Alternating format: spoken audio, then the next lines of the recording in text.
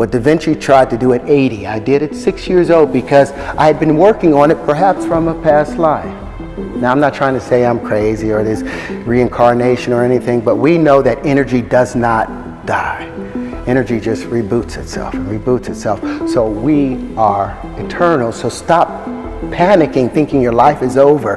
You've done this trillions of times. Amidst the flickering candlelight, Terrence Howard confessions pierce, the darkness unraveling a tapestry of secrets that had remained hidden for generations.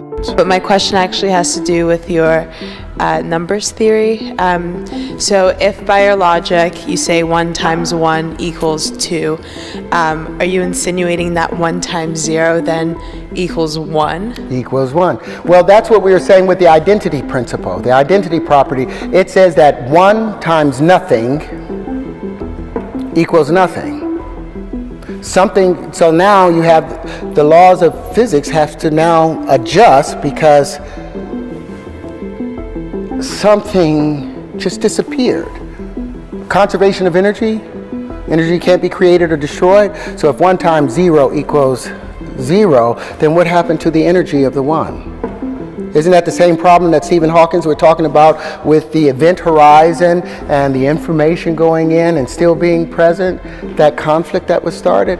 Well, that's because of the math. The principles in the math are not founded on truth. It's not founded on substance. The identity principle, anything times 0 is 0 and anything times 1 is 1. Where is that number? Where is that exemplified in nature or in universal phenomena? Is it? Do you see that?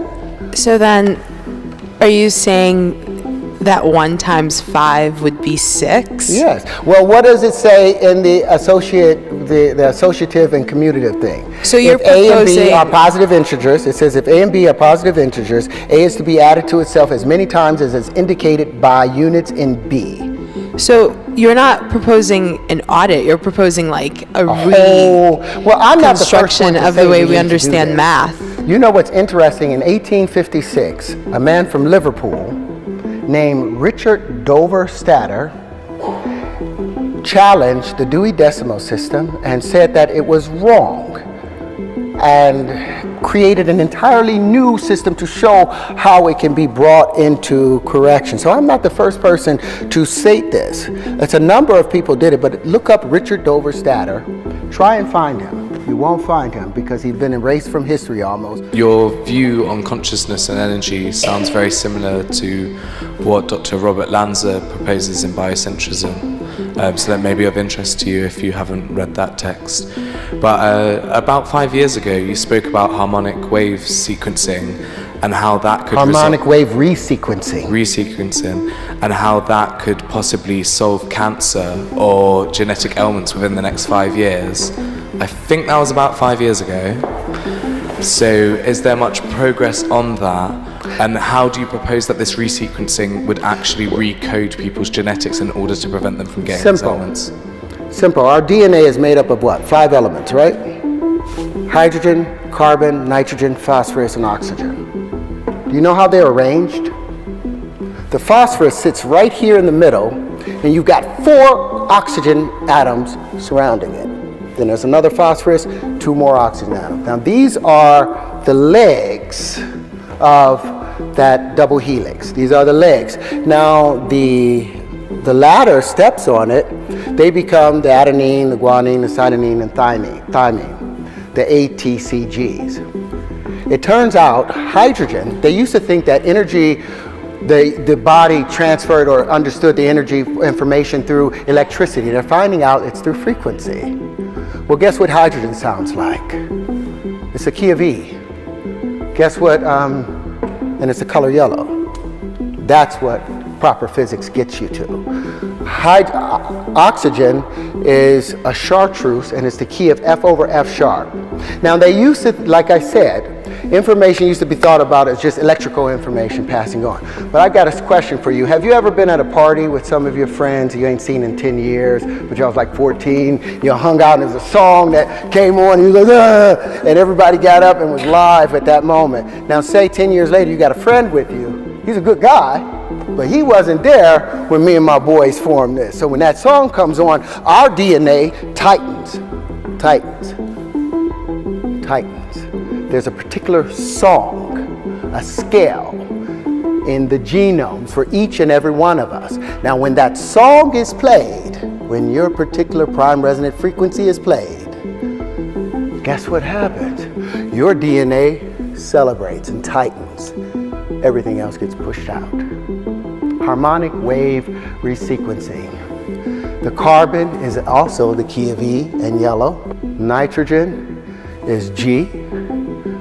And all these play a song. So say that the F over F sharps of the oxygen, the green, is only hitting at an F. Why? Because there's another frequency coming in from a generator over there. That's changing and causing it to change. So this F now hits the oxygen, and when it hits, the F hits the carbon. So instead of hitting as a F sharp, it hits as an F. So when it hits the carbon at an E, it doesn't hit it quite right. So the domino don't file right. So the next domino hits wrong. And so now we have malformation happening within our DNA because the frequencies are being pushed off. But when we hear our tone, we tighten back up. So yeah, I'm in the process of building the harmonic wave resequencer with another doctor who has been able to successfully cure AIDS and cancer. And it's well underway. But I wanted you guys to understand how that works. It's so simple. You do not need to tear the human body apart when all you can do is use frequency to bring it back to its normal space. In the dim glow of midnight, Terrence, Howard descended from the shadows, bearing secrets that could shatter reality itself. I think that the reason that we have like economic crises, for example, is because we are not understanding our numbers correctly according to your theory. Well, I think we have an economic problem because we are the only creatures in this universe that use currency. There are no other creatures that use currency in order to exist. Why is it that we chose this strange thing that isn't even real? Other creatures, they drink water, they eat fruit, they eat other animals. We exchange with currency, and our system of exchanging with currency is flawed because of greed. There's not like if 1 times 1 equals 2, we've got an equilibrium of balance. 1 times 1 equals 1, you've got loss. When 1 times 1 equals 3 or more, you're talking about over unity and supersymmetry. And that's how you get the universe to work for you. Instead of using just the solar voltaics off of it, you also use the piezoelectric effects of it. You use other things to make greater unity. But 1 times 1 equaling 1, when it could also equal a pound times a pound equaling a pound, when it could also equal $4 or $10 or $100, does that make sense to you? Do you think the banks are abusing that? What's a quarter times a quarter? If I ask anybody in this room, what's a quarter times a quarter? That's 25 times 25. The computer will the calculator will tell you 6.25 cents. But we know 25 pence times 25 pence is 625 pence. That's 6 pounds and 25 pence, but the computer or the banks only have to give you 6.25 cents reference for it. Or let's say you put a dime times a dime. Go ahead, let me get this out. Say you take a dime times a dime. You put that in your calculator, it says 1 cent. 0.10 times 0.10 is 1 cent. But we know a dime times a dime is a whole dollar. But the banks gives us money based on that evaluation. Is that fair? And I might get shot about talking about this right now, but I've got a book coming out called Does a Dollar Times a Dollar Equal a Dollar, or Does a Dollar Times a Dollar Equal $2? And in the process, not only do I explain the death of the platonic solids, but I also introduce the new Terrence wave conjugations that replace this Euclidean way of life and gives us a 3-dimensional way of seeing the world. The moonlit alley echoed with the weight of Terrence Howard's revelation, a clandestine truth that had remained veiled in the recesses of his enigmatic mind. saying, do you want to see the world in 2D or do you want to see it in 3D? Because our math right now is 2D. Our math is black and white and stick figures. I want the world in multicolor, spectral vision. So you're saying £1 times £1 is equal to £2, but it's £1 squared, which doesn't make any sense because you've got a squared unit. Squared. £1 squared. Can you divide pounds? Can you divide money? If you can divide it, you can multiply it. All these things that I showed you guys, I've patented all these things. You know why I patented them? Because in 1926, a man named Walter Russell wrote a book called The Universal One, and in it he introduced an entirely new periodic table.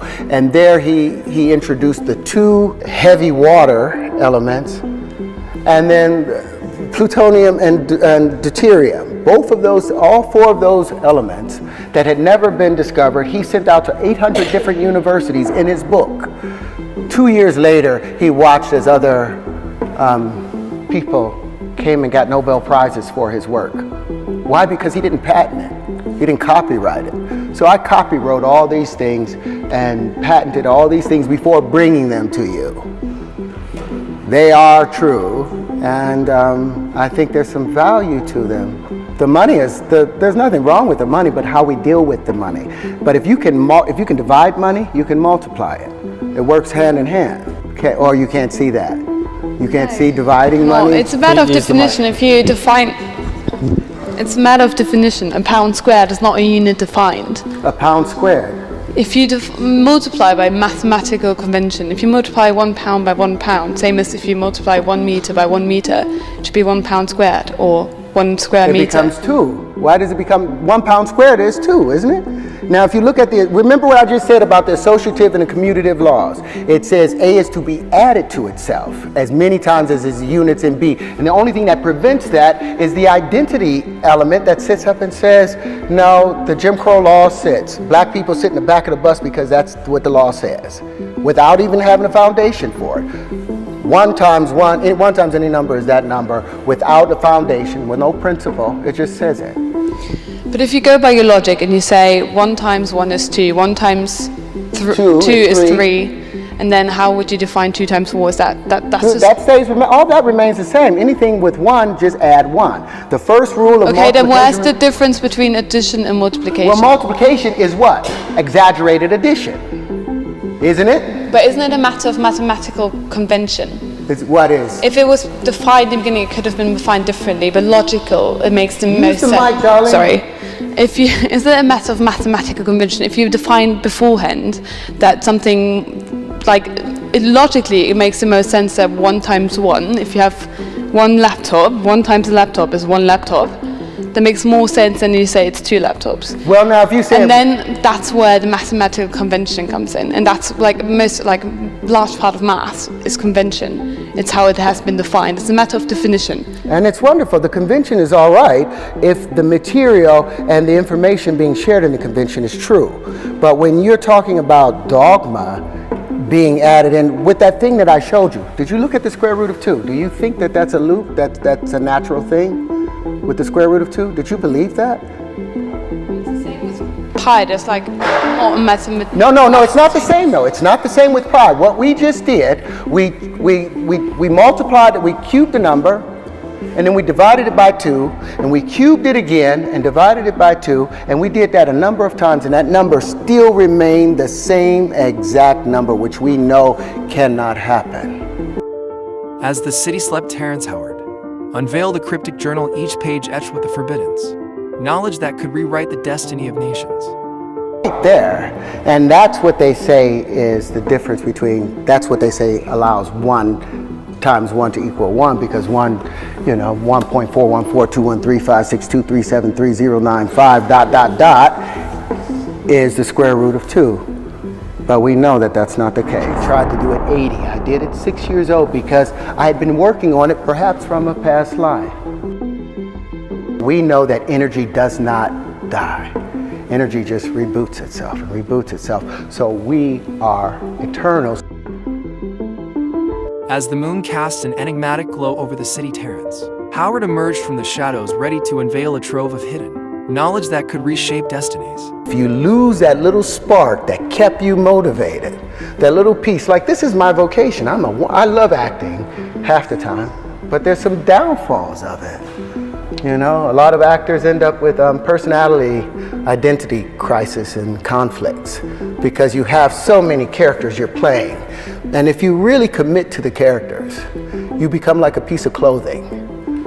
And your body becomes what they put on. And the character has a tendency of wanting to own you. They don't let go. What you saw in Anthony Hopkins and Hannibal Lecter, that monster lives in him. That's why we believed it. He had to tap into something very ugly in our human nature sometimes. And as an actor, sometimes I tap into beautiful things. But like with Lucius, and the character I play with Lucius, his life is filled with turmoil.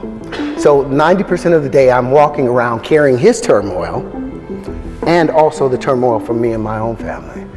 And then how do you have time to really bring yourself back to who you are? Because that's the most important thing. That's the thing that's going to bother you more than anything else. You will look at yourself one day and you won't know who you are because you don't remember who you were. You know, sometime along the way, or maybe at 13 or 14, we let go of the little person that kept us going. That little person that was always there, I got you, man, I'm here, I got you, don't go in there, I ain't going in there. That person, when we get about 13 or 14, we get embarrassed of him. And we push him aside and we don't listen to him anymore. And he's always knocking. Hey, hey. And after so long of a time, maybe 10, 15 years, you don't even know him. You show up at your own door and you don't even know who you are. Your family doesn't know who you are. So it's important, no matter what you do, no matter what challenges you go through, you remember who you are.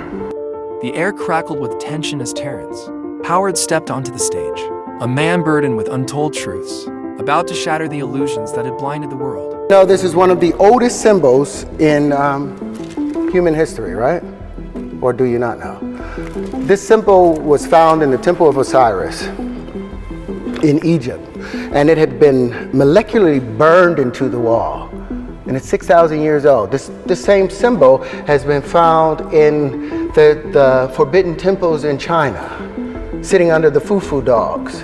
And the foot on it, the flower of life, saying whoever controlled that flower of life controlled the universe. There were secrets in that flower of life that Da Vinci spent his whole life trying to uncover. There were secrets in that flower of life that Newton spent his whole life in secret trying to uncover. The same secrets that Pythagoras was desperately trying to uncover. But the problem was they kept seeing this in a two-dimensional space. They couldn't get it out of this two-dimensional frame, and as a result, they got stuck in this plane, a flat plane. Now, what Da Vinci and all of them wanted to do, they were trying to find a way to bring this flower to life, because what is inside of it? Well, apparently, there were secrets inside of it. Shapes, they got the Merkaba and all of those other things out of it. But they were misled by something I think called a straight line. You guys believe in straight lines? You believe there's straight lines in the universe? Well, let me hit you with something. All energy in the universe is expressed in what? It's in motion. If something is still, there's no energy. Kinetic, right? All motion is expressed in what? You look at galaxies, are they expressed in straight lines? Expressed in vortices. All vortices are expressed in what?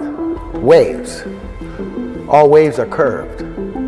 Show me a straight line in nature. You show me where the platonic solids come from. Where do they have their foundations in our universe? Are there any straight lines? If you look at anything, there are no straight lines. That's been the mistake. We've been looking at these straight lines, this Euclidean way of thinking, and missing the curvature of nature. Beneath the neon lights, Terrence Howard's voice echoed through the silent crowd, each word carrying the weight of a revelation threatening to dismantle the foundations of reality. Do you believe in loops? Do you know the square root of 2? Do you think that's a loop? Do you believe that the square root of 2 is the square root of 2? Yes or no?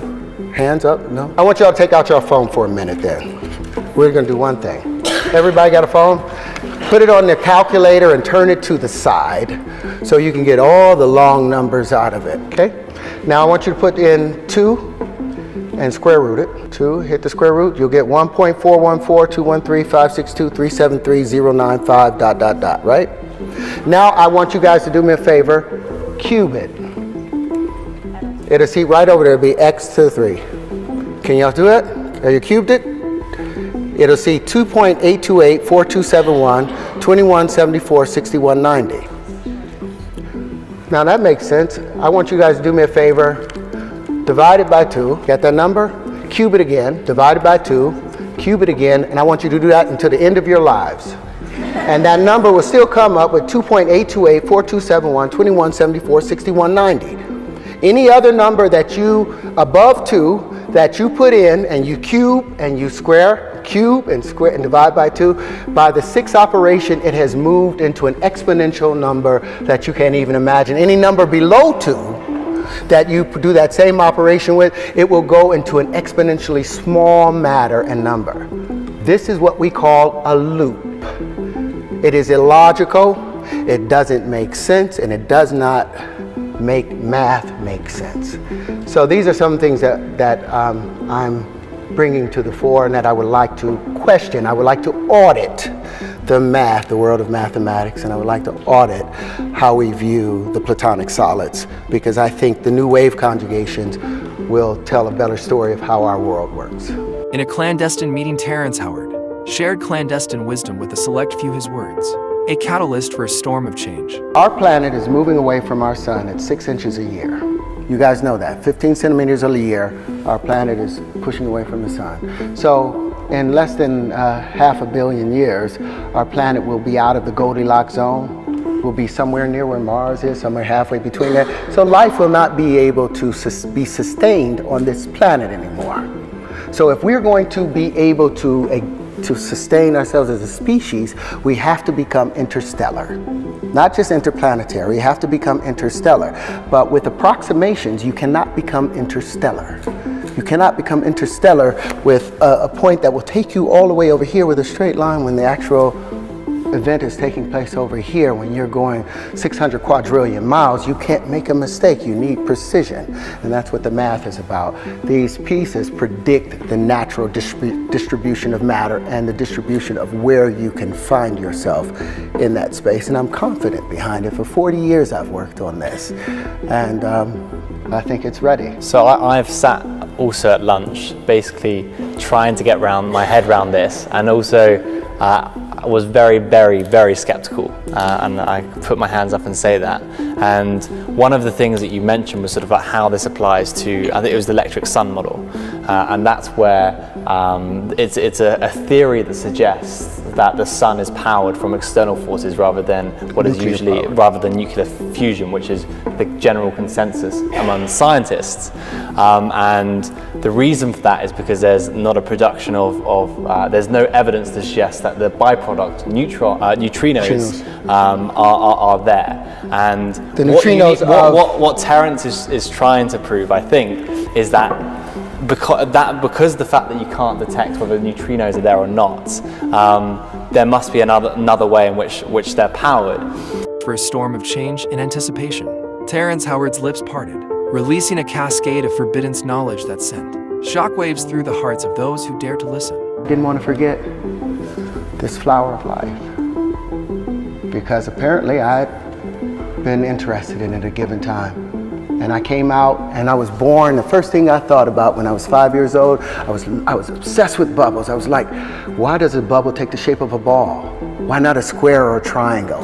And I would go and try and make square or triangular bubbles. And you could never do it, because it turns out everything expands as a sphere and everything contracts in geometric form.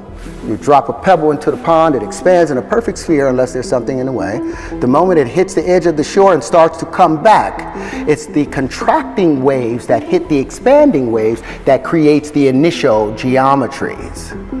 Everything expands as a sphere, everything contracts in geometry and fits. basically. So what I'm saying, and what I tried to tell you guys earlier, this is not your first time, it's not your first rodeo, and it won't be your last rodeo. Don't panic in this life. You can actually, there's no sense of death. Everything goes to sleep and it wakes back up again. Refolds and unfolds, refolds and unfolds. And if you're wise, if you're careful, because you can remember conscious moments in your life, can't you? You can remember moments when you're like, wait a minute, I'm in a bigger space than just this little body right here. You become fully aware of everything around you. And if you quiet yourself, you can think about those things. Well, apparently I did that at the last passage, because when I came into this life, I woke up, remember, don't forget, don't forget, don't forget, don't forget, don't forget. And the first thing I did was worked out the flower of life. When I was 6 years old, I started making these pieces.